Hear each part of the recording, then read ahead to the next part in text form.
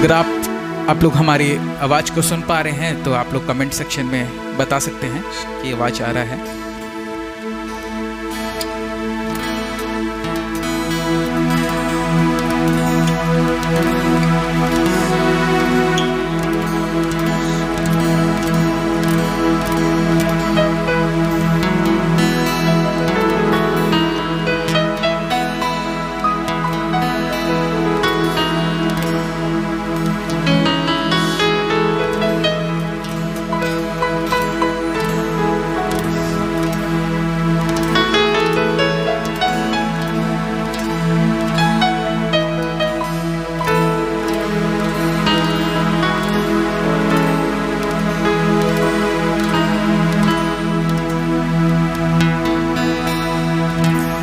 आइए हम लोग आज के शाम के साथ यूथ मीटिंग को शुरू करते हैं। मैं धन्यवाद देना चाहूँगा जितने भी लोग आज हमारे इस प्रोग्राम के साथ जुड़े हैं। AGYM क्यों ना हम सब मिलके आज शाम के समय उस प्रभु का धन्यवाद दें जिसने हमारी इस जिंदगियों में इस नए अवसर को दिया कि हम सब मिलके उसकी आराधना कर सकें। तो आइए हम लोग सब मिलके उसकी आराधना करेंगे, उसके नाम की स्तुति करेंगे, खुशी के साथ झूम के नाच के उसके नाम की महिमा और स्तुति करेंगे। तो आइए हम लोग मिलके इस गीत को गाएं, तेरे भवन में आनंद की भरपूरी।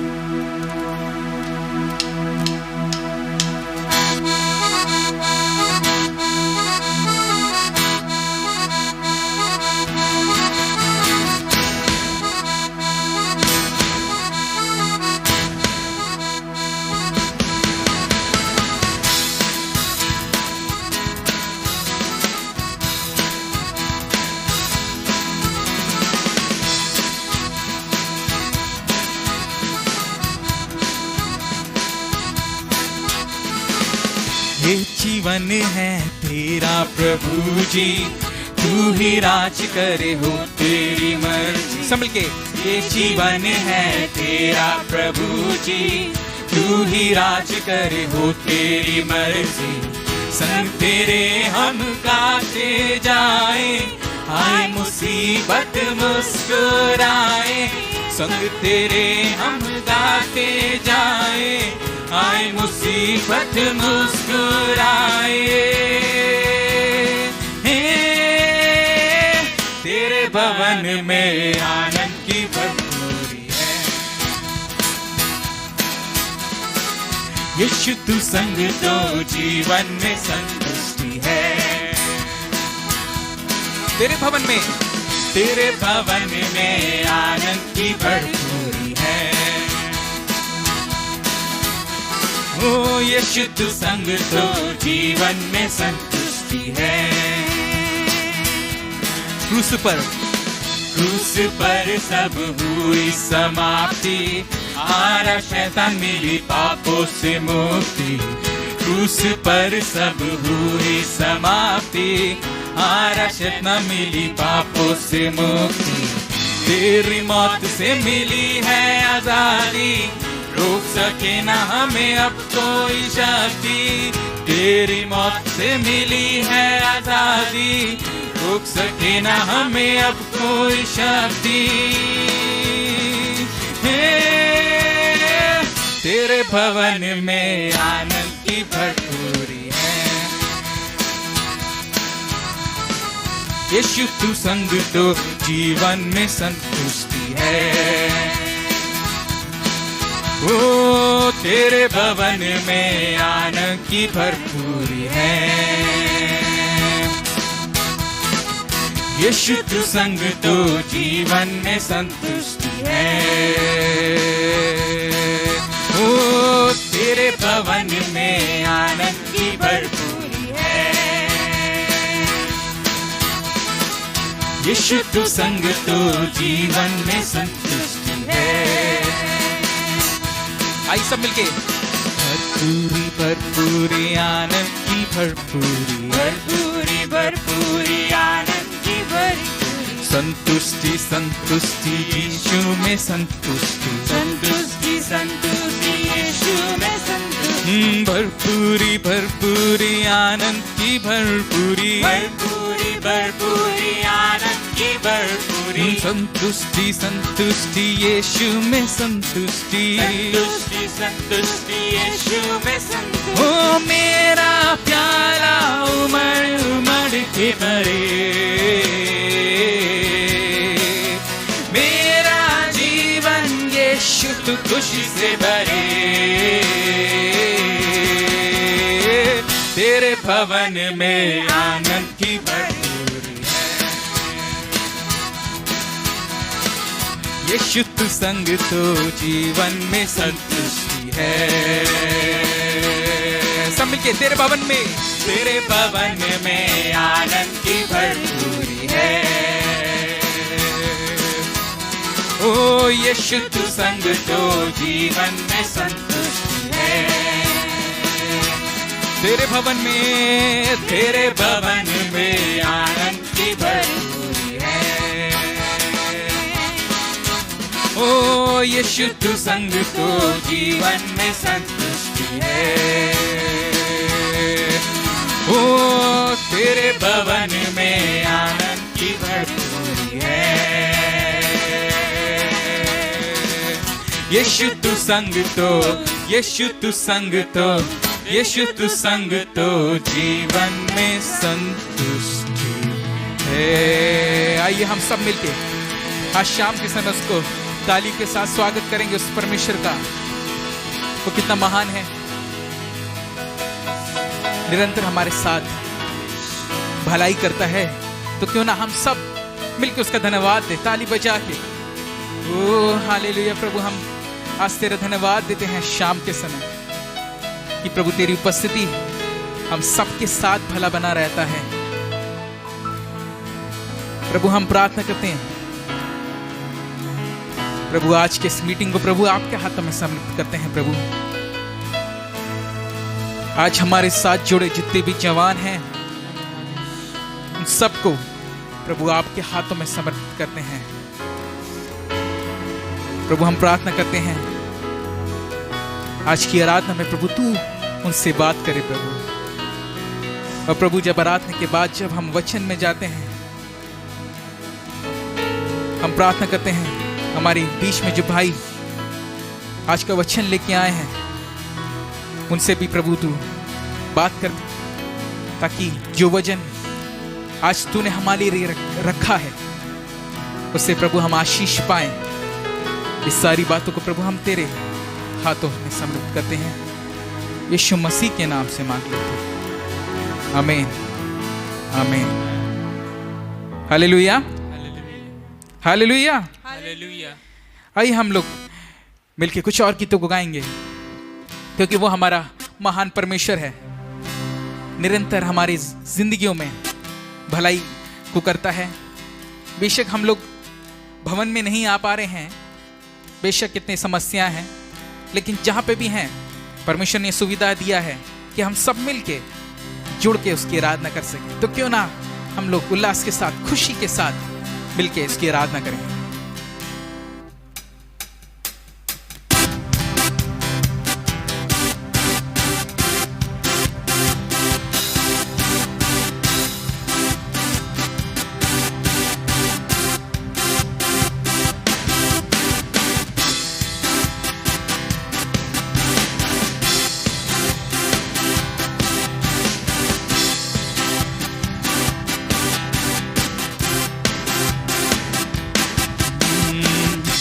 इतिहास की गवाही है, मृत्युंजय हमें बचाता है, गाए हम यीशु जिंदा है। क्रूस खाली समझ गए, क्रूस खाली कब्र भी तूने लाई आनंद जिंदगी, जी के हम यीशु जिंदा है, जिंदा है। आनंद है, आनंद है, मेरे पाप सारे धुल गए हैं। आनंद है, आनंद है, मैंने पाया नया जीवन है। आनंद है, आनंद है, मेरे पाप सारे धुल गए हैं। आनंद है, आनंद है, मैंने पाया नया जीवन है। हूँ मैं बदला सदा के लिए।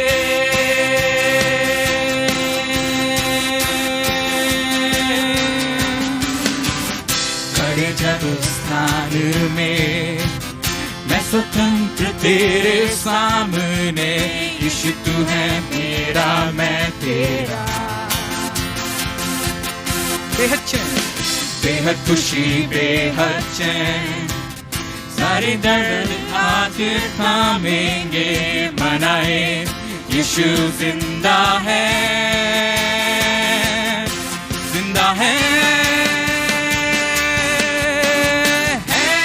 आनंद है, आनंद है, मैंने पाया नया जीवन है।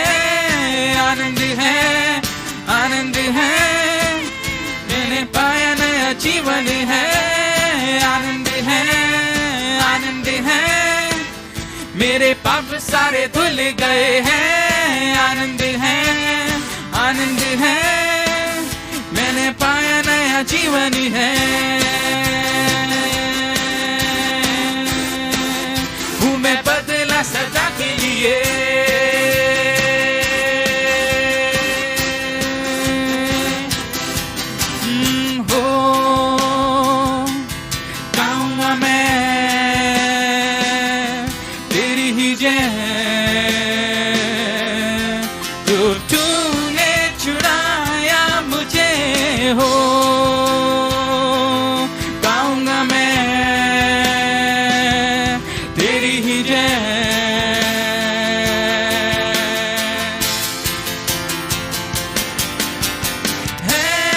आनंद है, आनंद है, पाप सारे धुल गए हैं। आनंद है, आनंद है, हूँ मैं बदला सदा के लिए है। आनंद है, आनंद है, मेरे पाप सारे धुल गए हैं। आनंद है, आनंद है, हूँ मैं बदला सदा के लिए है। आनंद है, सब मिलके आनंद है, मेरे पाप सारे धुल गए हैं। आनंद है, आनंद है, हूँ मैं बदला सदा के लिए।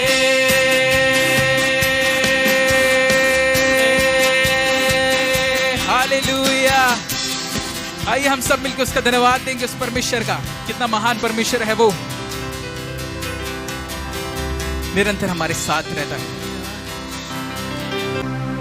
तो आइए हम लोग मिलकर एक और गीत को गाएंगे। जब इस गीत को गाते हैं तो हम लोग अपने स्थानों में खड़े होकर उसकी नाम की महिमा स्तुति नाच के झूम के कर सकते हैं।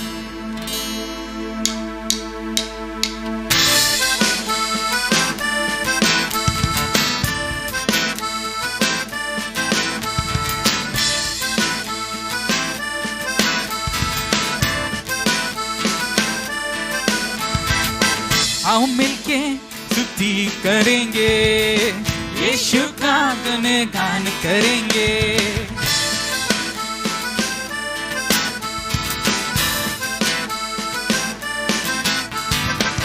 आओ मिलके स्तुति करेंगे, यीशु का गुणगान करेंगे। आओ मिलके स्तुति करेंगे, यीशु का गुणगान करेंगे। वो है राजा, वो मसीहा, मेरे जीवन का सहारा। वो है राजा, वो मसीहा, मेरे जीवन का सहारा। नाचेंगे गाएंगे धूम मचाएंगे, यीशु का गुणगान करेंगे। नाचेंगे गाएंगे धूम मचाएंगे, यीशु का गुणगान करेंगे। आओ मिलके स्तुति करेंगे, सब मिलके यीशु का गुणगान करेंगे। आओ मिलके स्तुति करेंगे, यीशु का गुणगान करेंगे। वो है राजा, वो मसीहा, मेरे जीवन का सहारा। वो है राजा, वो मसीहा, मसीहा मेरे जीवन का सहारा। नाचेंगे गाएंगे धूम मचाएंगे, यीशु का गुणगान करेंगे। नाचेंगे गाएंगे धूम मचाएंगे, यीशु का गुणगान करेंगे।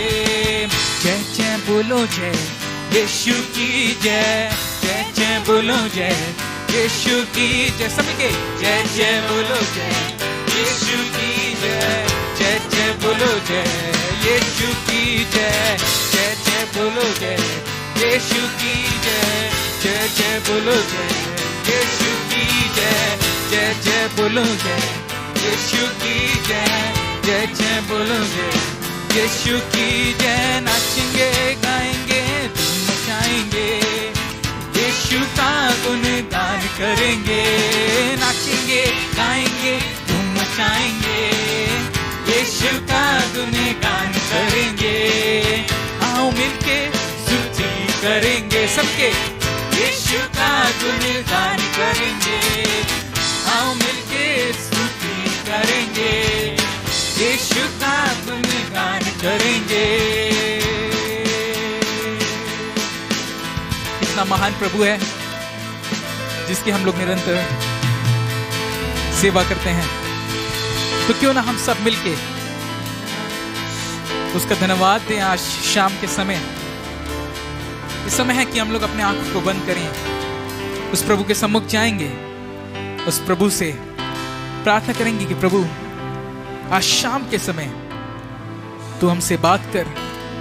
आज के वचन के द्वारा, आज के हर एक कार्य में तेरी उपस्थिति को हम सब महसूस कर सके। क्यों ना हम सब मिलके प्रार्थना करेंगे। ओह हालेलुया, प्रभु तेरा धन्यवाद, तेरा धन्यवाद।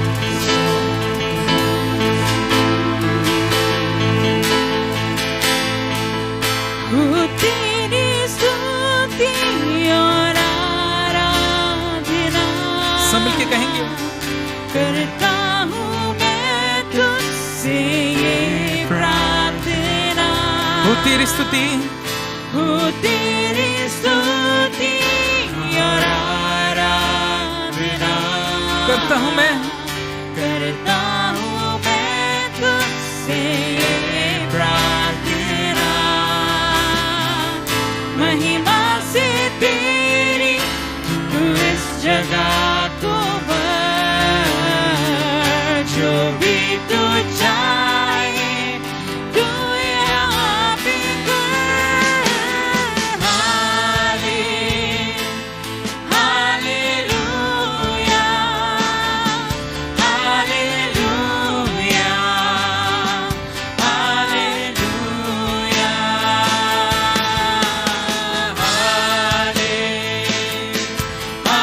हालेलुया, हालेलुया, हालेलुया, हालेलुया, सबके कहें हो तेरी स्तुति, हो तेरी स्तुति और आराधना करता हूँ मैं तुझसे ये प्रार्थना। महिमा से तेरी तू इस जगह को भर, जो भी तू चाहे तू यहाँ पे कर। हाले हाले हालेलुया, हालेलुया, हालेलुया। एक और बार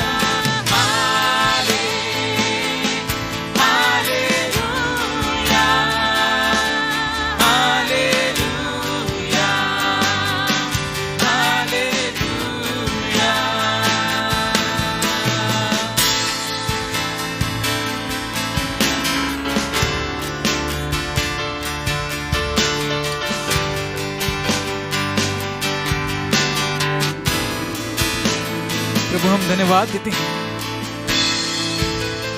प्रभु तेरी उपस्थिति निरंतर हमारे साथ रहता है, इसलिए हम तेरा धन्यवाद देते हैं। तूने हमें छोड़ा नहीं है, त्यागा नहीं है, इसलिए हम तेरा धन्यवाद देते हैं प्रभु। प्रभु आज शाम के प्रभु इस समय में जब हम सब जवान प्रभु तेरे सम्मुख उपस्थित हैं, हम प्रार्थना करते हैं हम सब पे प्रभु तू अपने आशीष भरे हाथ को प्रभु तू रख। निरंतर प्रभु हम तेरे पीछे चल सकें, उन्नति कर सकें हमारी पढ़ाई में, हमारे जॉब में, हमारे हर एक कार्य में प्रभु हम तेरे उपस्थिति को हम मांगते हैं, इसलिए हम तेरा धन्यवाद प्रभु। हम प्रार्थना करते हैं आज शाम के वक्ता के लिए प्रभु, हम प्रार्थना करते हैं जब वो हमारे बीच में वचन को लेके आते हैं प्रभु, हम प्रार्थना करते हैं प्रभु तू हमसे बात करे, तेरी उपस्थिति हमारे साथ भली बने रहे। यीशु मसीह के नाम से मांग लेते हैं, आमीन आमीन। तो हमारे बीच में अब डॉक्टर बेल्जी आइजक हैं जो वचन से हमारे बीच में शेयर करेंगे। तो आइए हम सब मिलकर उनको स्वागत करें।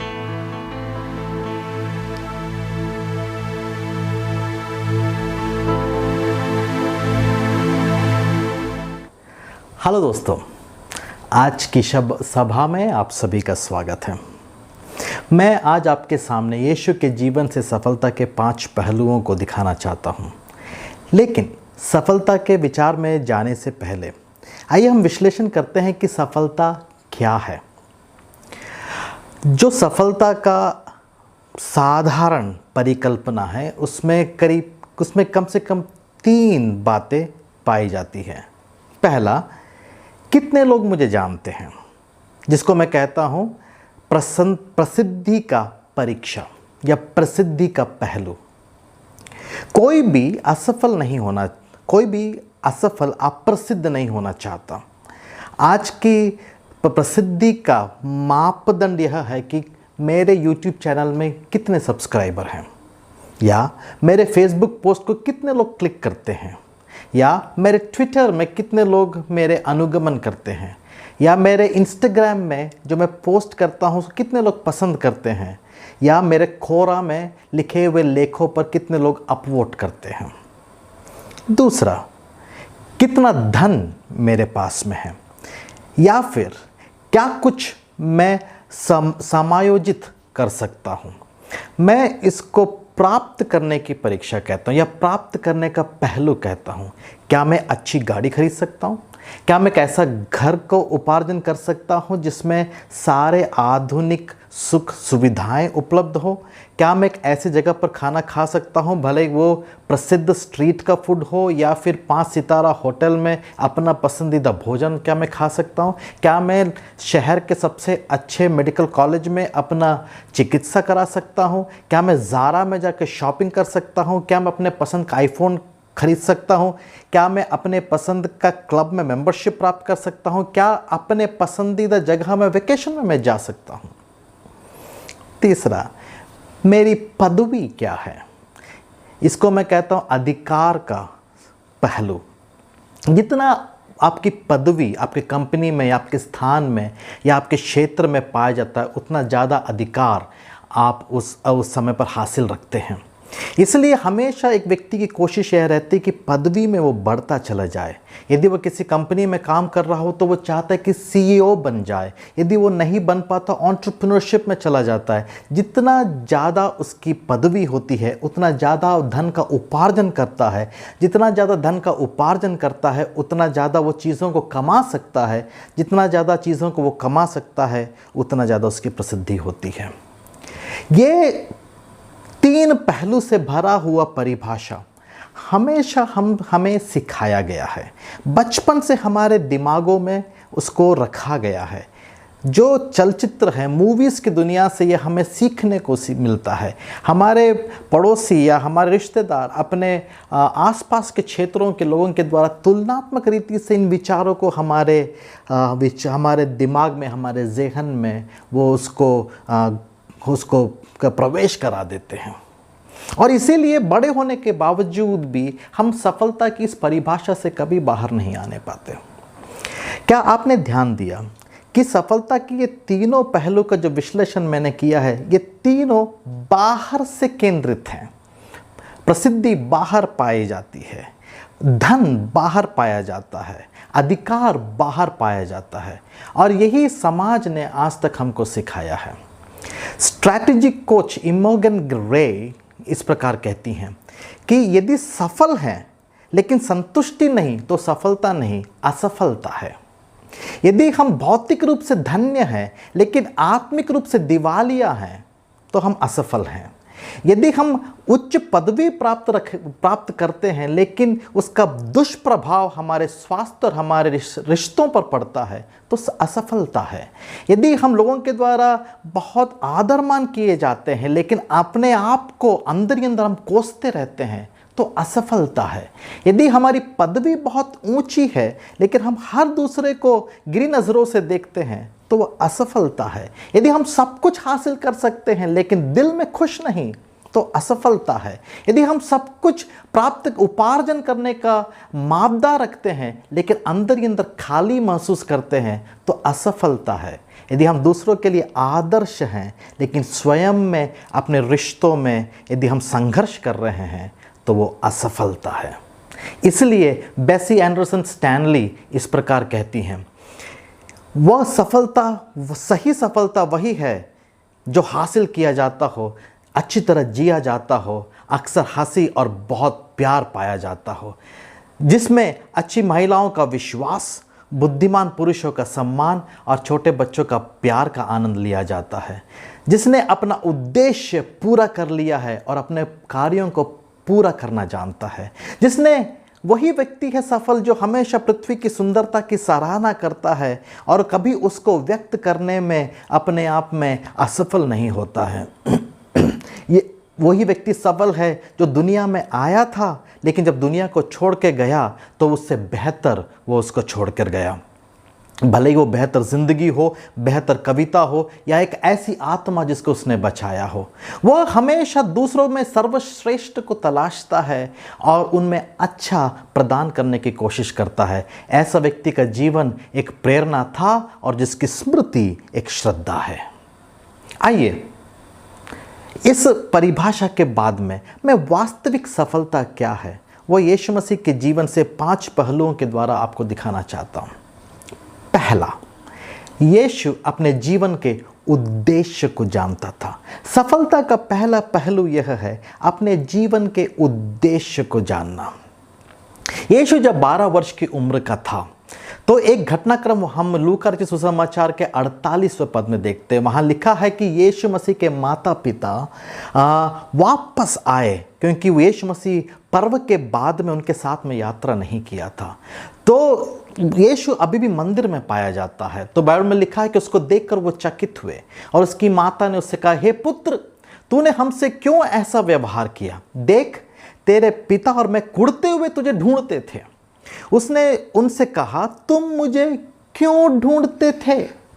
क्या तुम नहीं जानते कि मुझे अपने पिता के भवन में होना अवश्य है? आइए देखिए यीशु मसीह का आखिरी कथन क्या था। यीशु मसीह का आखिरी कथन क्रूस में से वो कहता है कि हे पिता, मैं अपनी आत्मा तेरे हाथ में सौंपता हूँ, और यह कहकर उसने अपने प्राण छोड़ दिए। यीशु अपने जीवन में अपने उद्देश्य के प्रति एकदम सटीक था। 12 वर्ष की उम्र में और यहाँ तक कि मृत्यु तक वो कहता है, मैं अपने पिता के उद्देश्य को पूरा करना चाहता हूँ। सफलता का पहला तथ्य यह है कि हम अपने जीवन में अपने उद्देश्य को जानें। नीति वचन का पुस्तक 29 अध्याय 18 पद में कहता है, जहाँ ईश्वरीय प्रकाशन नहीं है वहाँ लोग अराजक हो जाते हैं। धन्य है वे जो व्यवस्था का पालन करते हैं। इंग्लिश बाइबल में यह ऐसा लिखा है, where there is no vision people cast off restraint but blessed is he who keeps the law. ध्यान दीजिए, यहाँ पर दर्शन देखने से ताल्लुक रखता है। दर्शन का मतलब है देखना, और जो आप देखते हैं वो निर्धारित करता है कि आप क्या करेंगे। और इसलिए यह ज़रूरी है कि आप सही चीज़ देखें, क्योंकि जब आप सही चीज़ों को देखते हैं तो आप सही कार्यों को करते हैं। दूसरा कथन उस पद में देखिए, वहाँ पर यूँ लिखा है, धन्य है वे वो व्यक्ति जो व्यवस्था का पालन करता है। बड़ा ही रुचिकर बात यह इस पद्यांश में यह है कि दर्शन और व्यवस्था आपस में इस पद में जोड़ दी गई हैं, क्योंकि दर्शन वो व्यवस्था है जिसके द्वारा आप और मैं जीते हैं। यदि दर्शन नहीं तो हमारे पास में कोई व्यवस्था नहीं होगी, यदि व्यवस्था नहीं तो हम अराजक होकर ज़िंदगी बिताएंगे और हमारे ज़िंदगी में कोई उद्देश्य नहीं होगा, क्योंकि दर्शन हमें बताती है कि हमें किस दिशा में जाना है और जहाँ हम जाना है वो उस व्यवस्था को प्रदर्शित करती है जिसके द्वारा हम क्रिया को करते हैं, कार्य को करते हैं। यदि आप रोड में जाएंगे तो आप जहां देखते हैं उस दिशा में आप गाड़ी चलाते हैं। यदि आप नहीं देखेंगे तो गाड़ी चलाने का कोई औचित्य ही नहीं रह जाता। बिना दर्शन के व्यवस्था नहीं, व्यवस्था के बिना जीवन का सार नहीं। मार्क गॉरमन इस प्रकार कहते हैं, एक लेखक थे मार्क गॉरमन, वो इस प्रकार कहते हैं, हर स्वप्न देखने वाला विजेता नहीं होता, परंतु हर विजेता स्वप्न देखने वाला होता है। आपका स्वप्न आपके भविष्य की कुंजी है। इसलिए बाइबल कहती है जहां दर्शन नहीं है वहां लोग नाश हो जाते हैं। तुम्हें दर्शन की आवश्यकता है यदि तुम जीवन में कुछ सफलता हासिल करना चाहते हो। हेलन केलर एक ऐसी महिला थी जो अंधी थी, साथ में बहरी थी, लेकिन अपने ज़िंदगी में हर बात में उसने सफलता को अर्जित किया। वो एक बहुत प्रसिद्ध कथन कहती हैं और वो कथन यह है, the only thing worse than being blind is having sight and no vision. केवल अंधे होने से बदतर वो व्यक्ति है जिसके पास दृष्टि तो है लेकिन दर्शन नहीं है। आपके जीवन का दर्शन क्या है? यह है मेरा पहला सवाल। मैं विश्वास करता हूं अपने जीवन में सही दर्शन प्राप्त करने के लिए ज़रूरी है कि आप अपने जीवन को प्राथमिकताओं को दुरुस्त करें। मेरे जीवन का प्राथमिकताएं, प्रथम परमेश्वर, दूसरा परिवार, तीसरा मेरा स्वास्थ्य, पढ़ाई और मेरा जीवन, चौथा मेरे मित्र और अन्य रिश्ते। ध्यान दीजिए, परमेश्वर यदि आपके जीवन में पहला हो तो किस दिशा में जाना है वो परमेश्वर के नियंत्रण में पाया जाएगा।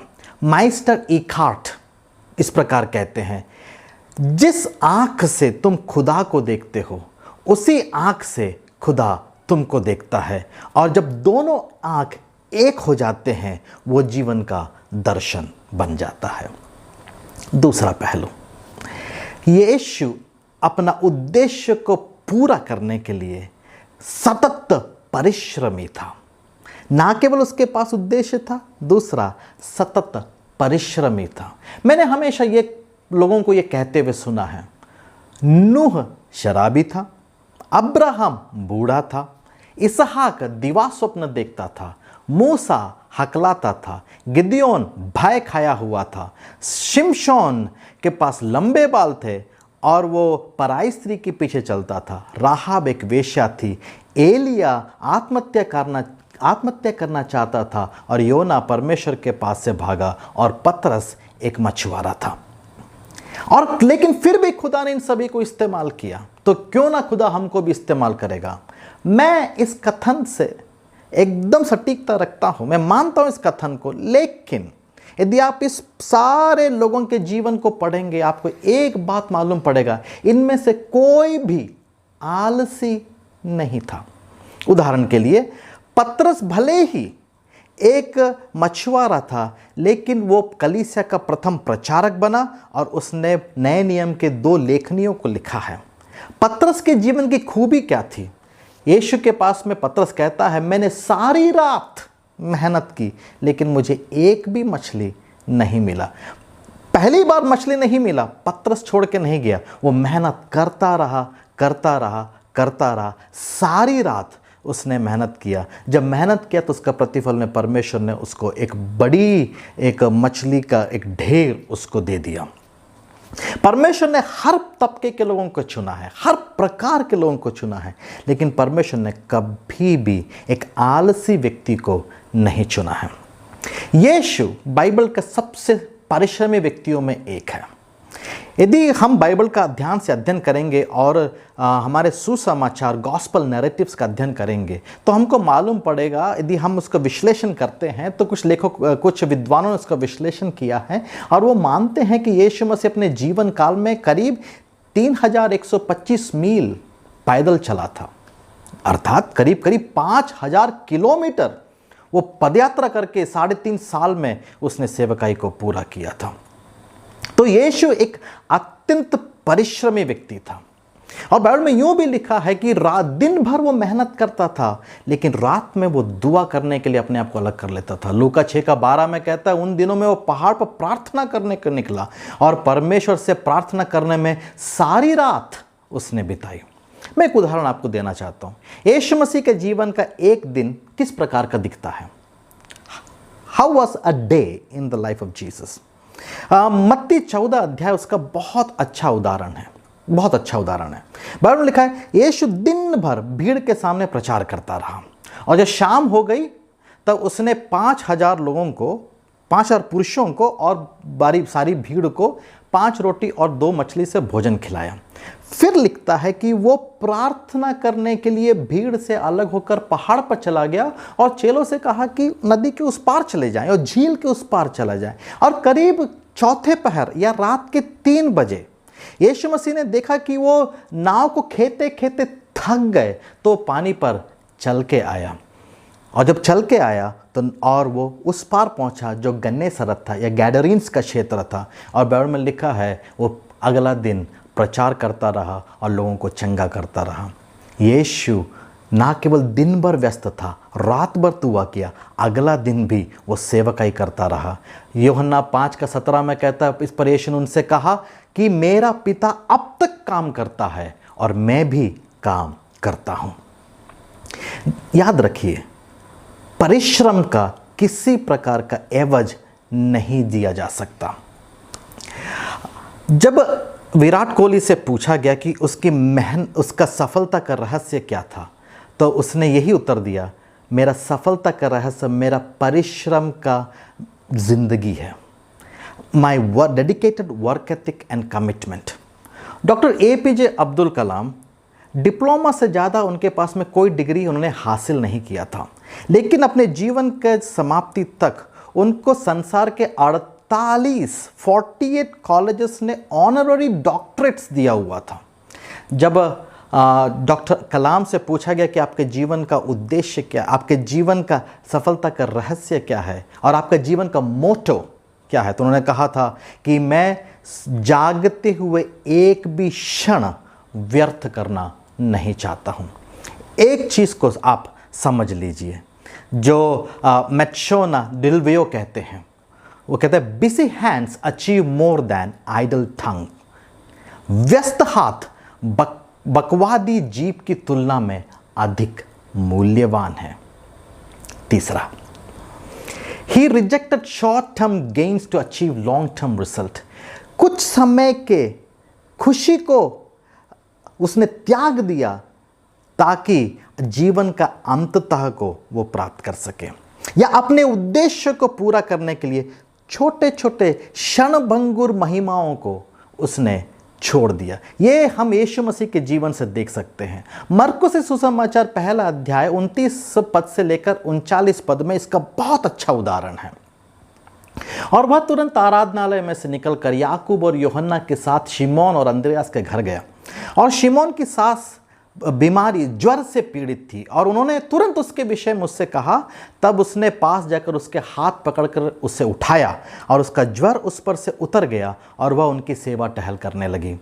संध्या के समय जब सूर्य डूब गया तो लोग सब बीमारों को और जिन लोगों में दुष्टात्माएं थी उसके पास लेके आए और सारा नगर द्वार पर इकट्ठा था। सारा नगर द्वार पर इकट्ठा था और उसने उन बहुतों को जो नाना प्रकार की बीमारियों से दुखी थे चंगा किया और बहुतों से दुष्टात्माओं को निकाला और दुष्टात्माओं को बोलने ना दिया क्योंकि वो उसे पहचानती थी। और भोर को दिन निकलने से बहुत पहले वह उठकर निकला और एक जंगली स्थान में गया और वहां प्रार्थना करने लगा। तब शिमोन और उसके साथी उसकी खोज में गए। जब वह मिला तो उससे कहा कि सब लोग तुझे ढूंढ रहे हैं। तब उसने उनसे कहा, आओ हम आसपास की बस्तियों में जाए कि मैं वहाँ जाकर प्रचार करूँ, क्योंकि मैं इसीलिए ही निकला हूँ। सो वो सारे गलील में उन सभाओं में जा जाकर प्रचार करता और दुष्टात्मा को निकालता रहा। यीशु का जीवन को देखिए, बड़ी भीड़ पतरस के घर में इकट्ठा है, पूरा दुष्टात्मा से ग्रसित लोग, बीमारी से ग्रसित लोग वहां पर इकट्ठा हैं। मरकुस कहता है कि सारा नगर वहां पर इकट्ठा हो गया था, सारी रात उसने प्रचार किया और भी चंगा किया। लेकिन सुबह उठकर वो प्रार्थना करने के लिए गया, और जब पतरस और यूहन्ना उसको ढूंढते हुए आए तो वो कहते हैं, गुरु क्या कर रहे हो आप? बड़ी भीड़ आपका इंतजार कर रही है, सारा भीड़ रात भर बैठा, अभी भी बैठा हुआ है, और आप इधर क्यों हैं? यीशु कहता है, उनको छोड़ दो, आओ हम दूसरे गांव में चले, क्योंकि वो काम करने के लिए मैं आया हूं। भीड़ को खुश करना मेरा उद्देश्य नहीं है, प्रचार करना मेरा उद्देश्य है। यीशु कभी भी छोटी छोटी सफलताओं के चक्कर में नहीं पड़ा, क्योंकि वो जानता था उसके जीवन का उद्देश्य को पूरा करना ही उसका जीवन का सार है। कहीं ऐसा ना हो कि हम भी छोटे छोटे जो सफलताओं के चंगुल में फंसकर जीवन के उद्देश्यों को भूल जाएं। एक और अच्छा उदाहरण मत्ती 16 अध्याय में पाया जाता है, जहां पर लिखता है, शिमोन पतरस ने उसे उत्तर दिया, तू जीविते परमेश्वर का पुत्र मसीह है। यीशु ने उसको उत्तर दिया, हे शिमोन योना के पुत्र, तू धन्य है, क्योंकि मांस और लहू ने नहीं परंतु मेरे पिता जो स्वर्ग में है तुझ पर यह बात प्रकट की है। तब उसने चेलों को चिता कि किसी से यह बात नहीं कहना कि मैं मसीह हूं। उस समय से यीशु अपने चेलों को बताने लगा, सुनिए, उस समय से यीशु अपने चेलों को बताने लगा, मुझे अवश्य है कि मैं यरूशलेम को जाऊं और पुरनियों और महायाजकों और शास्त्रियों के हाथों से बहुत दुख उठाऊं और मार डाला जाऊं और तीसरे दिन जी उठूं। इस पर पतरस उसे अलग ले जाकर झिड़कने लगा, बोले, हे प्रभु, परमेश्वर ना करे तुझ पर कभी ऐसा ना हो। तो फिर उसने पलटकर पतरस से कहा, हे शैतान, मेरे सामने से दूर हो, तू मेरे लिए ठोकर का कारण है, क्योंकि तू परमेश्वर की बातों पर नहीं मनुष्य की बातों पर मन लगाता है। पहली बार चेलों ने कहा था कि तू मसीह है, लेकिन जब पतरस बाद में बात करने लगा उसके उद्देश्य के विपरीत कहा, और जब उसके उद्देश्य के विपरीत कहा, प्रशंसा के शब्द को यीशु भूलकर उसको डांट के कहता है कि हे शैतान, मेरे सामने से निकल जा।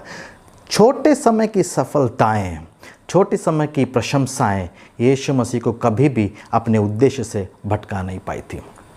एक उदाहरण मैं आपको देना चाहता हूं। दो दोस्त थे, विनोद कांबली और सचिन तेंदुलकर, उत्तम खिलाड़ी, और जब स्कूल के दिनों में उन्होंने 664 का वर्ल्ड रिकॉर्ड पार्टनरशिप किया था, और जब इंटरनेशनल सीन में दोनों आए, जब अंतर्राष्ट्रीय खेल खेलने लगे, 7 टेस्ट मैचों में 12 टेस्ट मैचों में विनोद कांबली ने 2 डबल सेंचुरी और 2 सेंचुरी ठोक डाले थे, और भारतीयों में सबसे जल्दी 1000 रन बनाया हुआ खिलाड़ी था। लेकिन विनोद कांबली कहाँ चला गया किसी को पता नहीं, और सचिन तेंदुलकर एक लेजेंड बन के रह गया। क्यों ऐसा हुआ? क्योंकि विनोद कांबली सफलता के बाद सफलता को हैंडल नहीं कर पाया, उस सफलता में रम गया, और जब सफलता में रम गया वो एक बेसिक चीज़ भूल गया, और वो था बैटिंग। मुझे याद है उन दिनों में जब मैं विनोद कांबली के अंतिम मैचेस को मैंने देखा है, वो हमेशा बैटिंग करने के टाइम पर अपना लेग स्टंप भूल जाता था कि कहाँ पर, और लेग स्टंप से बोल्ड हो जाया करता था। तो विनोद कांबली सफलता और उस प्रसिद्धि और उस वैभव के बीच में वो यह भी भूल गया कि विकेट के सामने खड़ा कैसा होना चाहिए। कहीं ऐसा ना हो कि ये हमारे ज़िंदगी के साथ में हो, क्षणभंगुर सफलता, क्षणभंगुर वैभव, क्षणभंगुर प्रसिद्धि हमें उद्देश्य से भटकाने ना पाए। आइए हम आगे बढ़ते हैं। चौथा, यीशु अपने उद्देश्य की परिपूर्ति के लिए लोगों के द्वारा तिरस्कृत भी होना उसके लिए मंजूर था। यीशु अपने जीवन के उद्देश्य के लिए तिरस्कृत किया गया, यहां तक कि उसके खुद के लोगों ने उसको मार डालने की कोशिश की, लेकिन कभी भी उसने अपने ज़िंदगी को लोगों के ओपिनियंस लोगों के विचारों के आधार पर ढालने की कोशिश नहीं किया, वो अपने उद्देश्य में हमेशा बना रहा। आपका जीवन खतरे में है यदि आप अपने उद्देश्य के साथ में समझौता करते हुए लोगों के विचारों के आधार पर अपने जीवन को ढाल लेते हैं। यीशु ऐसा कभी नहीं किया। उसके परिवार ने उसको तिरस्कृत किया था। यूहन्ना 7:5 में कहते हैं क्योंकि उसके भाई भी उस पर विश्वास नहीं करते थे, उसके समाज ने उसको तिरस्कृत कर दिया। मत्ती 13:55 से 58 में कहता है, क्या ये बढ़ई का बेटा नहीं? क्या उसकी माता का नाम मरियम नहीं? क्या इसके भाइयों का नाम याकूब, यूसुफ, शिमोन और यहूदा नहीं था? क्या वो इस सबकी बहनें नहीं हैं जो हमारे बीच में रहती हैं? फिर इसको ये सब कहाँ से मिला? सो उन्होंने उसके कारण बड़ी ठोकर खाई। पर यीशु ने उनसे कहा, भविष्यद्वक्ता अपने देश और अपने घर को छोड़कर और कहीं निरादर नहीं होता है। उसने वहाँ उनके अविश्वास के कारण बहुत सारे सामर्थ्य काम नहीं कर पाया, यहाँ तक कि उसके चेले उसको तिरस्कृत कर दिया। यहूदा उसको पकड़वा दिया गया, यहूदा के द्वारा पकड़वा दिया गया। पतरस उसको 3 बार इनकार कर दिया और कहा कि मैं उसको जानता नहीं। पतरस तो भय के कारण इनकार किया था, लेकिन यहूदा उसको क्यों पकड़वाया? मैं ये नहीं मानता कि वह धन के कारण यीशु मसीह को पकड़वाया था, क्योंकि वो तो खजांची था। यूहन्ना 12वां अध्याय में लिखा है वो तो खजांची था। तो मैं ऐसा मानता हूँ कि यहूदा यीशु मसीह कौन है, यीशु मसीह का मसीहा होने का क्लेम, यीशु मसीह का परमेश्वर के पुत्र होने का क्लेम के साथ में कभी समझौता नहीं कर पाया, क्योंकि वो एक रूढ़िवादी यहूदी था। क्योंकि बाइबल में लिखा है यहूदा इस्कारियोत, करियोत के रहने वाला यहूदा, जो यहूदा देश में पाया जाता है और रूढ़िवादी यहूदियों का क्षेत्र है, गढ़ है।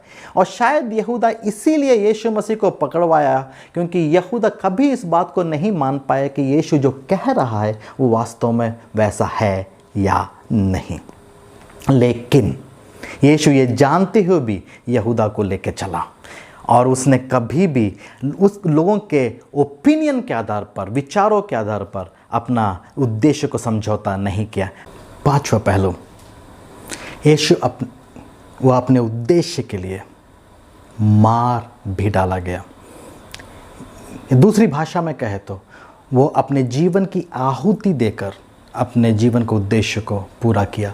मत्ती 26:50 से 54 कहता है, यीशु ने उससे कहा, हे मित्र, जिस काम के लिए तू आया है उसे कर ले। तब उन्होंने पास आकर यीशु पर हाथ डाले, उसे पकड़ लिया। और देखो, यीशु के साथियों में से एक ने हाथ बढ़ाकर अपनी तलवार खींच ली और महायाजक के दास पर चलाकर उसका कान उड़ा दिया। तब यीशु ने उससे कहा, अपनी तलवार काठी में रख ले, क्योंकि जो तलवार चलाते हैं वो सब तलवार से नाश किए जाएंगे। क्या तू नहीं समझता कि अपने पिता से विनती कर सकता हूँ, वह स्वर्गदूतों की 12 पलटन से अधिक मेरे लिए उपस्थित कर देगा। परंतु पवित्र शास्त्र की वे बातें जो ऐसा ही होना है पूरी होनी चाहिए।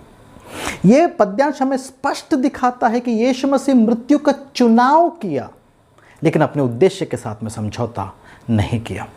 कई बार अपने उद्देश्य को पूरा करने हेतु हमें मृत्यु जैसी अवस्था से गुजरना हो सकता है, और यह भी हो सकता है कि हमें मृत्यु को भी झेलनी पड़े, लेकिन यीशु के माफिक हम अपने जीवन के उद्देश्य को हम भूलने ना पाएं। इतिहास में ऐसे बहुत लोग हैं जिनको पूरी तरह तिरस्कृत कर दिया गया, भले ही मार नहीं डाल दिए गए, लेकिन पूरी तरह तिरस्कृत कर दिया गया। एक उदाहरण के लिए गैलीलियो, जिन्होंने कहा कि सूर्य पृथ्वी का केंद्र, सूर्य सौरमंडल का केंद्र बिंदु है, उसे तिरस्कृत कर दिया गया। जोनास हैनवे जब पहली बार छाता पकड़ा, लोगों ने उसको पत्थरवाह किया। एडिसन ने जब लाइट बल्ब बनाया, लोगों ने उसको मजाक उड़ाया। जब वैक्सीन्स को पहली बार लेके आया गया तो लोगों ने कहा कि यह बाइबल विरोधी है। लेकिन बाइबल में, इतिहास में ऐसे बहुत सारे हैं, अनगिनत है, जो अपने उद्देश्य को पूरा करने के लिए प्राणों की आहुति भी दिया है।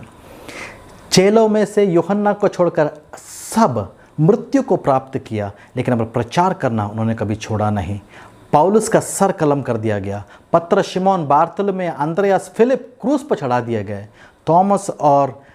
थोमा और मत्ती को भाला भेद कर मार डाल दिया गया। विलियम टिंडेल ने जब पहली बार मूल भाषाओं से अंग्रेजी में बाइबल का अनुवाद किया था तो उसको जला के मार डाल दिया गया। जॉन हस ने जब चेक भाषा में बाइबल ट्रांसलेशन किया, उसको भी जलाकर मार डाल दिया गया। भारत में ग्राहम स्टेन्स को उड़ीसा में वो निस्वार्थ सेवा के लिए उसको भी जला के मार डाल दिया गया। हज़ारों की संख्या में लोग यीशु मसीह का प्रचार करते हुए मृत्यु को प्राप्त किया, लेकिन कभी भी उन्होंने अपने जीवन के उद्देश्य को पूरा करने से समझौता नहीं किया है।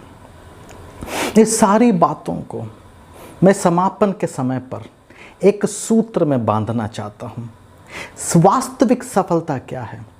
वास्तविक सफलता यह है कि आप जाने कि आपके जीवन का उद्देश्य क्या है, खुदा आपके जीवन से क्या चाहता है, और उस उद्देश्य को पूरा करने के लिए तिरस्कार को भी झेलना पड़े तो झेलने को तैयार हो जाए, और यदि यहाँ तक कि प्राण की आहुति देने पड़े उसके लिए भी हम तैयार हो जाए।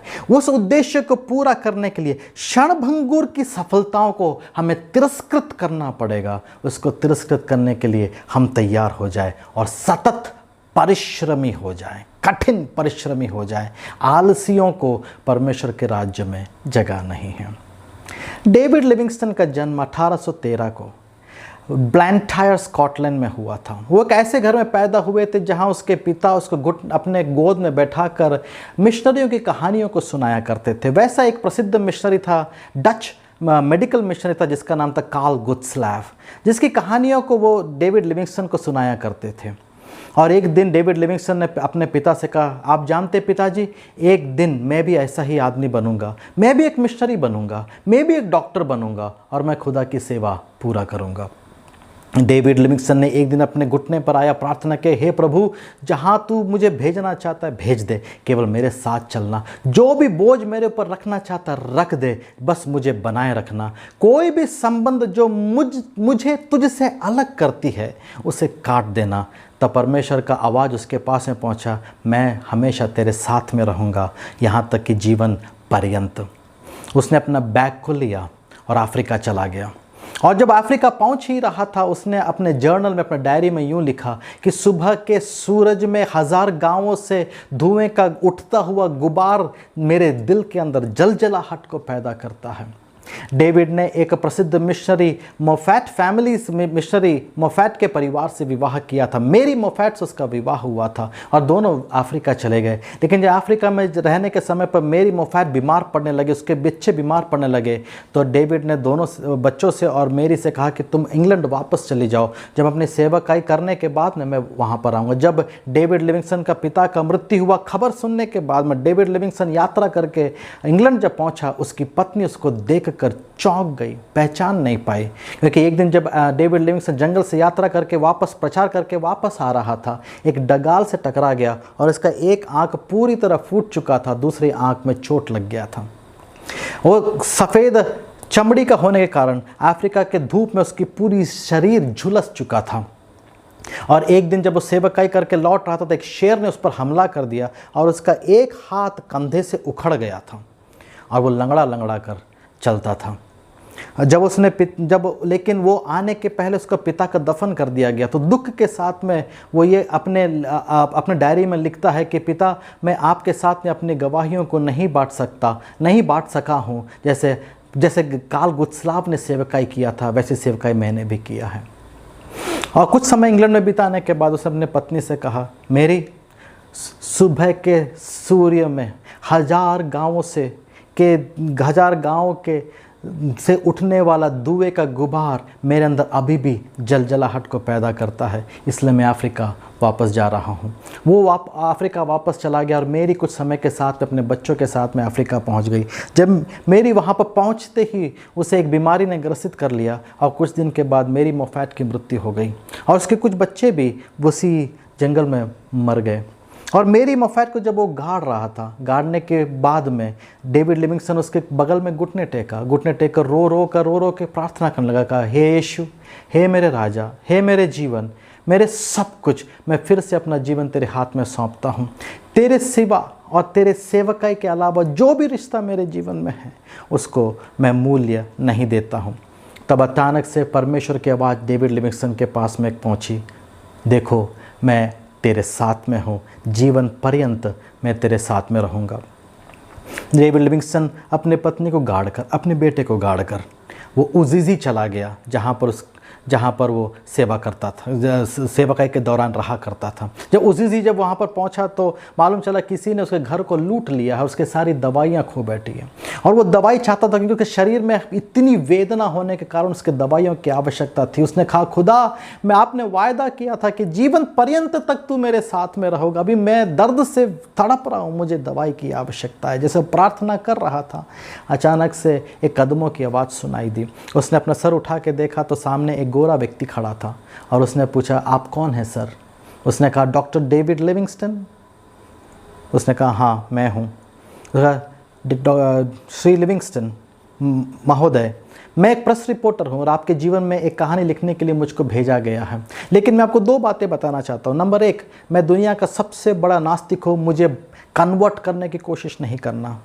नंबर 2, मेरे पास में कुछ दवाइयाँ हैं जो आपके लिए भेजी गई हैं। लिविंगस्टन ने कहा, दवाई मेरे को अभी दे दो।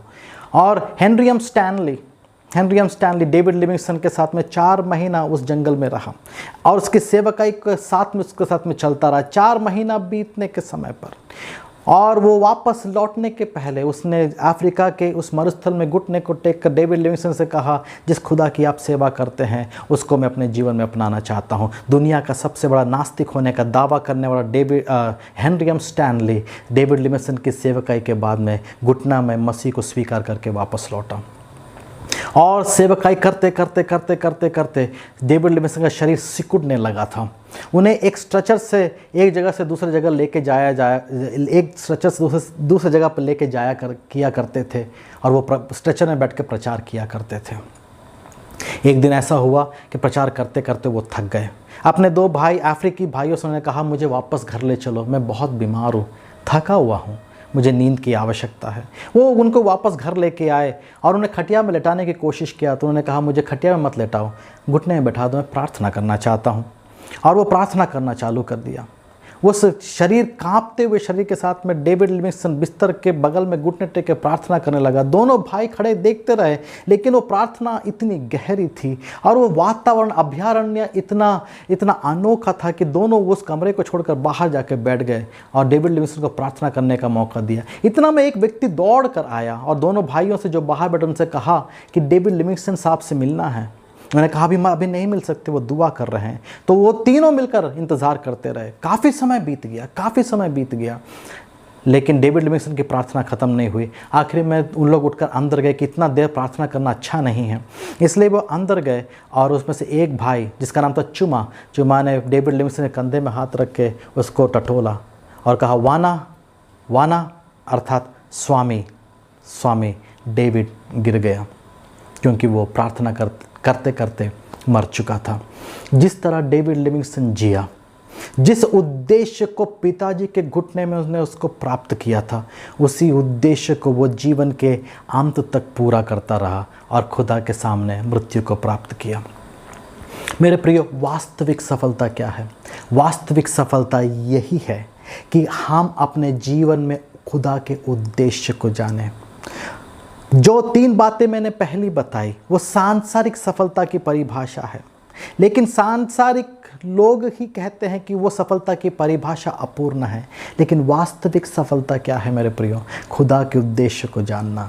और जैसा यीशु ने खुदा के उद्देश्य को पूरा किया था, जैसे डेविड लिविंगस्टन ने खुदा के उद्देश्य को पूरा किया था, आइए खुदा के उद्देश्य को आप अपने जीवन में पूरा करें। यदि उसके लिए तिरस्कार भी झेलना पड़े तो तत्पर हो जाएं, यदि प्राणों की आहुति देना पड़े उसके लिए भी हम तत्पर हो जाएं। आइए दुआ करते हैं। खुदा, आपकी उपस्थिति में हर एक श्रोता को मैं सौंप देता हूं। प्रभु, हम सांसारिक सफलता की परिभाषा के पीछे भागते अपना हर क्षण व्यय कर बैठे हैं, लेकिन आज हमारे जीवन को आप माकूल सामर्थ्य दे, हमें वो शक्ति और सामर्थ्य दे कि आपके उद्देश्य को हम अपने जीवन में पूरा कर सके। वो उद्देश्य जो खुदा आपने दिया है, और परमेश्वर यदि उसके लिए और हमें ऐसी सतत परिश्रमी बना जैसे आप थे, ऐसा परिश्रमी बना जैसा पतरस था, क्योंकि कभी खुदा आपने आलसियों को नहीं चुना है। खुदा हमें शक्ति दे कि हम छोटी छोटी सफलताओं की वैभवों को, छोटी छोटी सफलताओं के प्रसिद्धि को हम तिरस्कृत कर दें ताकि उद्देश्य को पूरा कर सकें। प्रभु जी हमें मदद कर। यदि हमें इस उद्देश्य को पूरा करने के लिए तिरस्कार को भी झेलना पड़े तो हम तत्पर हो जाएं। और यदि आप चाहता है कि उसके लिए हम प्राणों की आहुति देना तो उसके लिए भी हमें तत्पर कर। जितने भी श्रोता हैं उन सभी को मैं आपके हाथ में सौंप देता हूँ। उन्हें आशीषित कर आपके उद्देश्य को पूरा करने के लिए उन सभी को और मुझे मिलाकर हम सभी को तत्पर बनाइए। यीशु के नाम से मांगते हैं, आमीन। परमेश्वर आपको आशीष दे। Thank you.